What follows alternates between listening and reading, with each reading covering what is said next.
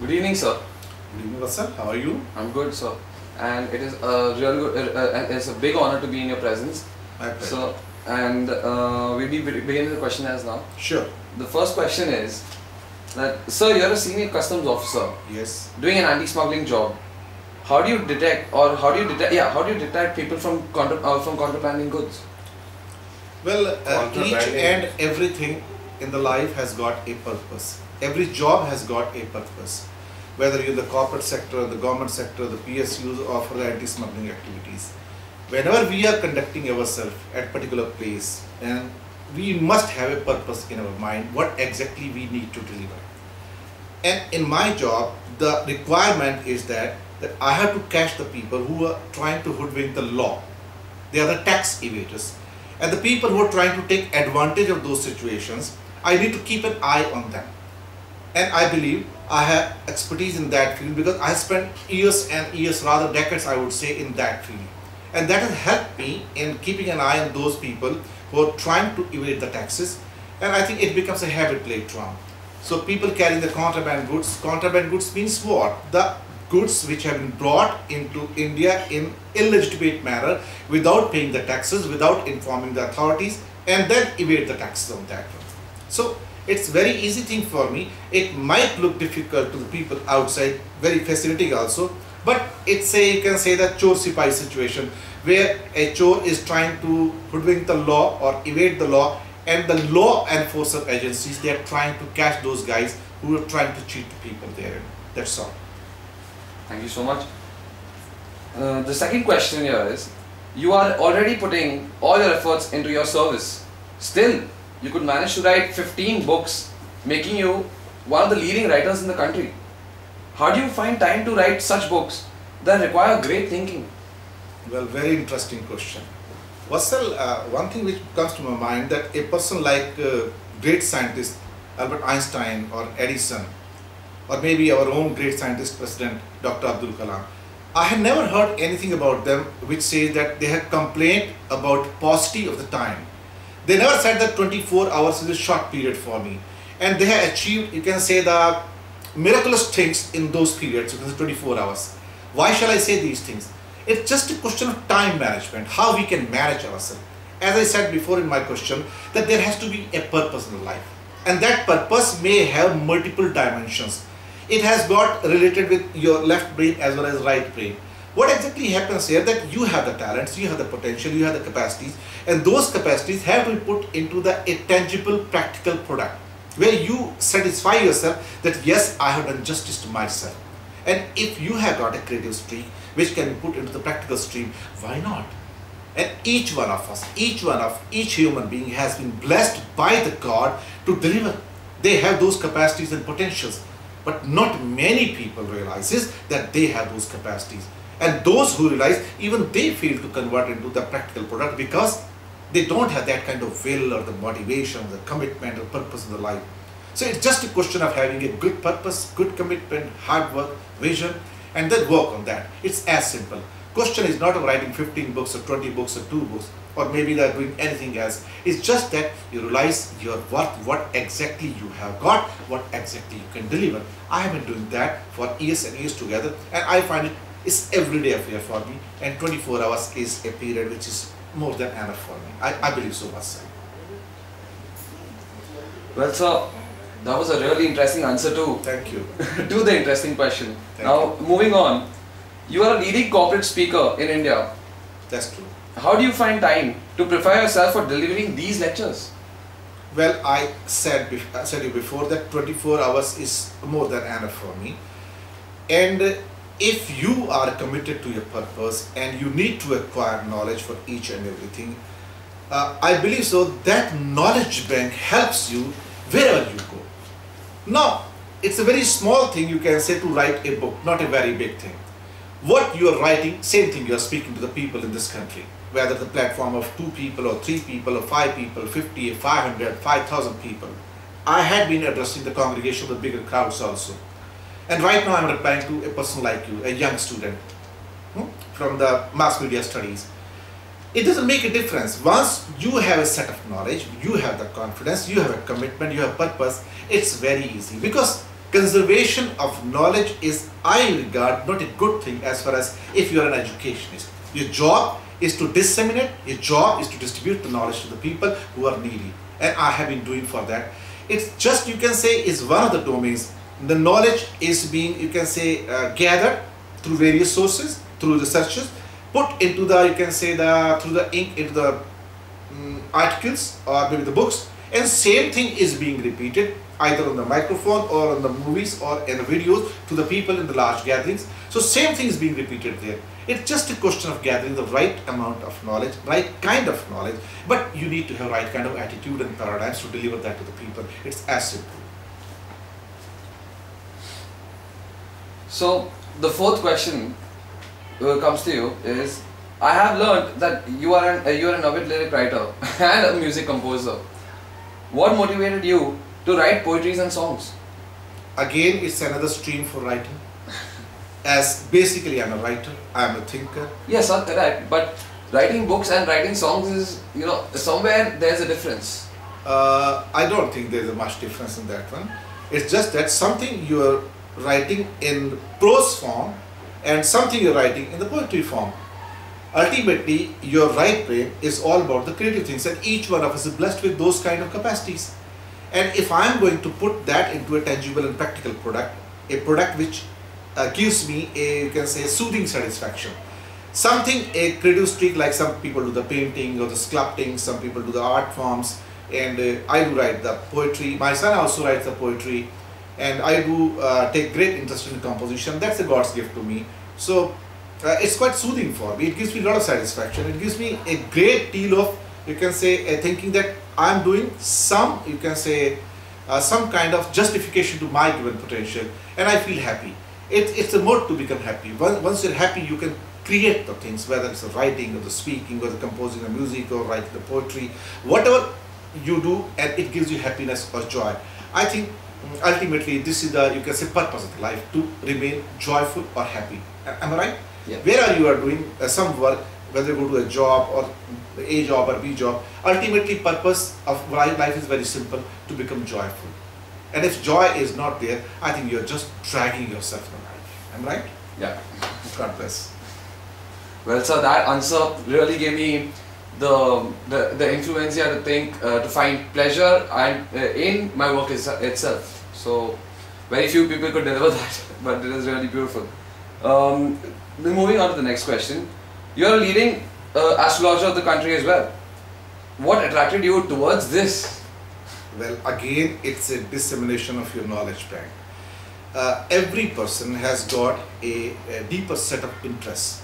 Now, these interests may be towards the domains of the writing or the composition or maybe the occult sciences, which are the astrology. That you have an inquisitive mind which asks a question to yourself on a permanent basis, that why something is happening. If you are talking to me, why you're talking to me, there's a purpose. If I'm sitting here, why I'm sitting here. If something is happening in my life, say I'm going through ups and downs, why these ups and downs are taking place. What kind of planetary conditions are there which do influence while Rahu, Ketu, Sun, Jupiter, Mercury and all other planets are there. How they are impacting our lives on a day-to-day basis. Is there a roadmap to it? Is there a pattern to it? Is there a scientific, you can say, technique to it? I say, yes, this is also a science. And since this question of inquisitiveness comes very naturally to me, I feel happy when I do a lot of researches and go deeper into the details why something is happening. It's just a simple inquisitive mind. Some people become inventors, some become innovators, some become scientists. Well, like Edison, Einstein, they research a lot many things and come out with the new ideas and new theories and new hypotheses, new products also. In a similar manner, my mind also becomes inquisitive as far as occult sciences are concerned, and I try to get the answers through astrological sciences, numerology, that why something is happening and why, if there is some kind of a good synthesis between what's happening outside and what's happening inside. If we can have a same balance, if we can create a kind of balance in between, I think it gives always a better result. It's just a extension of my knowledge domain. I don't think I have done anything extraordinary in this particular fashion, in this way. And I'm happy that I'm able to use my knowledge bank and remain myself inquisitive, curious as ever as possible. That's all. And well, so we are happy to receive that kind of knowledge from a person like you. So kind of you. God bless you. Now we move on to the next question. That, sir, you came from a small town with least exposure to all the gadgetry which is available today. How did you transform yourself into such a multi-talented personality? I mean, from somewhere, some unknown area, you come and you do something, and the society actually looks, okay, we didn't know where he came from, but he did something big. He contributed. But how was that? Interesting question. If you go through the success stories of this world, the very first thing which strike you is the most of the stories are rags to riches stories. Nobody is born rich, you can say. Nobody is born as genius or man of wisdom. You develop here itself. George Bernard Shaw, the great philosopher, once he said that the winners or the people who wish to be winners, when they go out and seek the circumstances they want, if they don't get them, they make them. So if we go out and we don't find the environment or circumstances we require for our own success, and if we have that kind of purpose in the mind, that kind of commitment and hard work and focus in mind, I believe we are in a position to make that kind of environment which can generate success to we people. And I think what I have done, instead of cribbing about the circumstances or the conditions I have got in my life, I just concentrated on what I could deliver exactly, what kind of potential I have got. And even after my education had been summed up in 1976, as far as initial, you can say, the college days were concerned, at the age of 35, I went back to education process once again. I went back to college. I did my post-graduations in computers, and then I completed my MBA from Nursing Institute of Management Studies. I believe the whole life is an educational process. If you think you are a student and you can learn the things, I think there is no stopping you. And each year, each time, each period is going to help you to prosper as far as knowledge is concerned.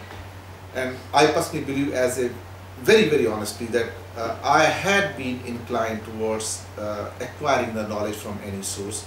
And my enthusiasm, my spark has been as simple to that yes, I want to learn at every age. I want to die as a student only with my boots on. That has been my motto. And whatever has come to me as a success, as achievement, as a winner, I personally think that the backgrounds don't work. What works is your level of motivation, your level of purpose you set for yourself, and the level of commitment you can keep for years and years together and decades together. If you can sustain that one, you can persist on those paths. I don't think success is a very small thing there. And at a point in a life when it comes that success don't mean anything to you. You are not working for success. You are working just because something gives you satisfaction and joy. Success is a byproduct of your commitment levels. I am just working hard with a purpose, with a commitment, with hard work, with a focus, that's all. I am not bothered what kind of success is going to come to me or failure is going to come to me. Success and failures are just immaterial right to me. I am more bothered right now that whether I can remain persistent, consistent with my level of motivation. And if I can do that one, I think the success will automatically be there, or maybe any kind of tangible product will be there. Like one book, another book, third book, fourth book. Now 15 books have been released. 16th book is now on verge of release, The Art of Powerful Communication. Maybe in a few weeks' time it will be out in the market. Just a question of keep putting the right kind of effort in the right direction, and I believe if the right intentions are there, you can do the wonders. Thank you so much, sir. So I had a small doubt to be cleared. Is encouragement at one particular time when you don't have anything at all, is encouragement much more better or is much easier than giving up in any situation? I take your question in two ways. When you say the word encouragement, I will convert that into two parts. One you call inspiration and one you call motivation. That you feel encouraged to do something. See, there is a fundamental difference between inspiration and motivation. Inspiration always comes from outside. Say you have come to me and you are looking at me as a winner, as an achiever, that I have done something, and maybe my winning, my achievements or my accomplishments do inspire you, but they don't motivate you, because motivation comes from inside. So this is the fundamental difference. Inspiration comes from outside and motivation comes from inside. Unless you feel like doing something, I don't think you are going to do it. anywhere in the world, the people who are winners, who are achievers, they should feel like that, yes, I will do it. Only then they get the spark, and it works as a catalyst. Motivation is also a kind of deficiency. Like it's afternoon time and you're feeling hungry. Say it's 1 p.m. time. You're hungry, so now you're motivated to look for a hotel or some restaurant where you can find the food. So what is the motivation here? The deficiency. Most of the time, the motivation comes through a kind of deficiency inside you. It may be a physical deficiency, it may be a mental deficiency, it may be psychological deficiency, it may be a spiritual deficiency. This deficiency becomes the cornerstone of motivation inside you. But it works only when you feel like doing it. If you don't feel like doing it, it doesn't work in that manner. Inspiration is good. It may come from outside. It may inspire you to do lot many things. But unless you feel like doing it, unless it comes from your inside, it doesn't work. As simple. So, the last question to you is, what is your message to we students of the mass media, which is, this field is for a new emerging, and it is known world over. So for students like us, what do you advise? Very simple. Media is all about connecting the people through gadgetries, in simple word, through social platforms, through various kinds of instruments which are available in the market, electronic instruments. And I personally believe any platform can be used and misused. My message is very simple. Whatever is coming through the technical innovations or inventions or researches or scientific discoveries, use it in such a manner that it becomes not just user friendly, rather it benefits as far as acquirement of knowledge is concerned, dissemination of knowledge is concerned. Where the message is to be spread, that this media should be utilized. It's a very, very powerful medium if you use it properly, and it can be highly abusive medium if you misuse it. The question is now on the intent of the people, how they take it. If you look at the recent incidents where all over the world, some of the things are going viral, some of the things being spread on YouTube and other social platforms, and the message reaches in a split second to the millions and millions of people all over. So it's a powerful medium. It has to be utilized. But then every side, every coin has got other side also. Other side, the flip side, you can say it's the negative side. If you misuse it, then it can work as a nuclear bomb which can destroy you. And the same nuclear energy can light up your homes also, it can light up your equipments, it can light up the entire country. So the question is whether you want to use it or abuse it. My message is very simple to the youngsters today, whether from the media stream or the management stream or some other stream, that connect yourself well with these gadgets, understand them, understand their utility, don't abuse it. Use it for the benefit of the mankind. And I think if you can do it and then spread the right kind of message, and if it helps in, I would say, giving the right kind of stream to the people to encourage them, inspire them, motivate them, and make them more committed towards their purpose, I think it's wonderful, absolutely magical. Well, thank you so much, sir. Thank you so much. It was a pleasure interviewing you, and we believe and we feel that inspired by your story, maybe we'll be able to achieve the same kind of heights which you have. It has been a pleasure talking to you, mate. Thank you very much and good night. Thank you. First question.